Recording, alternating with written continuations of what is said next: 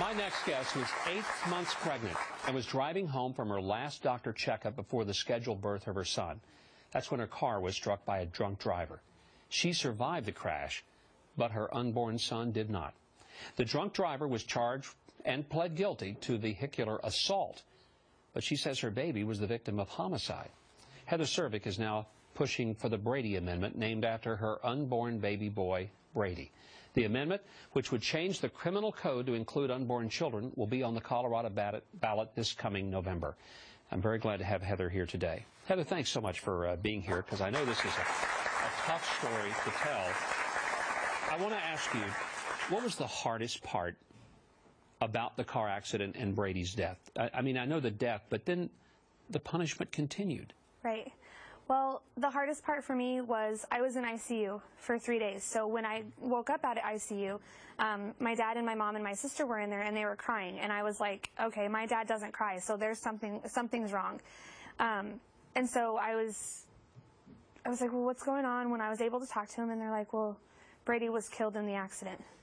And so then we would have the cops came in, and they would tell me all the charges that he was facing. And I was like, well, what about Brady? Well, Colorado law says because he did not take a breath, he was not considered a person.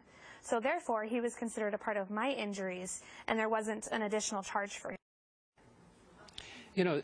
I think this is shocking to most people. They would just assume that if the unborn child is killed, and in your case, I mean, as we said, he's 8 months along. This was your last doctor's checkup when you're going home.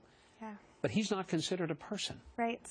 Were you shocked by that? I was really shocked, and I wouldn't have known unless, until this had happened. I had no idea that that's how Colorado law was. Now you're pushing for an amendment to the Colorado Constitution that would make it so that if you injure an unborn child, you can be charged for the injury to the child as well as to the injury of the mother. Right. Talk about the importance of this to you, Heather.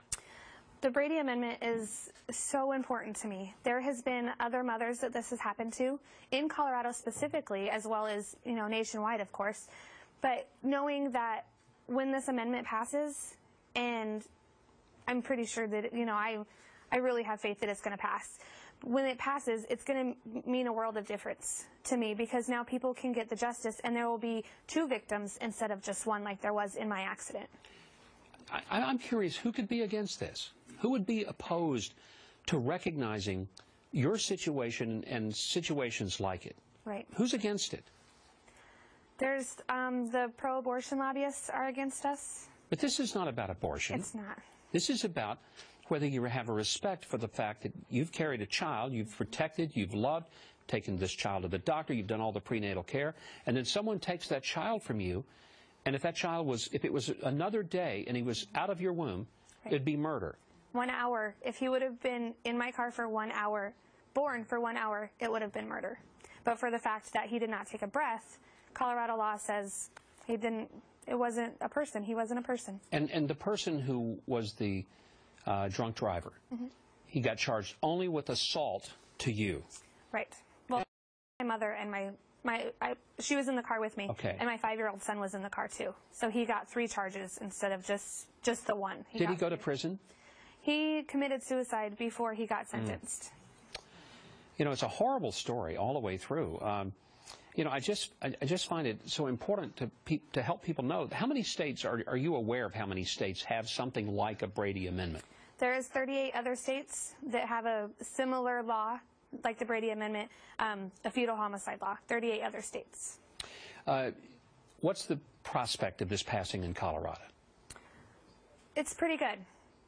I think there's a lot of people, when we were out gathering signatures, there was a lot of people that had no idea that this really does happen, and that, we need to change it. So I think that now that people are aware, and just getting more and more people aware, I think we've got a really good chance to get it on the books this year. Heather, nothing is ever going to bring Brady back. Right. But if this passes in Colorado, will you feel like that there's a sense of closure, at least something to honor his life? I think that this whole journey that I'm on right now, being, from the beginning, from the accident up until the ballot time, it's all my closure. Just knowing that I'm doing something that's going to help protect the voiceless, and to be a voice for Brady, And that's all that I'm set out to be, is a voice for Brady and an advocate for other pregnant women in Colorado that this could happen to. You're a remarkably brave and articulate spokesman for your son, and I thank you so much. And I hope that you'll let us know. We'll be watching this because I'm anxious to see how this turns out in Colorado. Heather, thank you so much for being here Thank today. you very much. God bless you. Thank you. In my home state of Arkansas, we have a law similar to what Heather is fighting for in Colorado. It's called the Fetal Protection Act, one of the law's strongest. Former State Senator Bill Walker will join me next to talk about it. We'll be right back.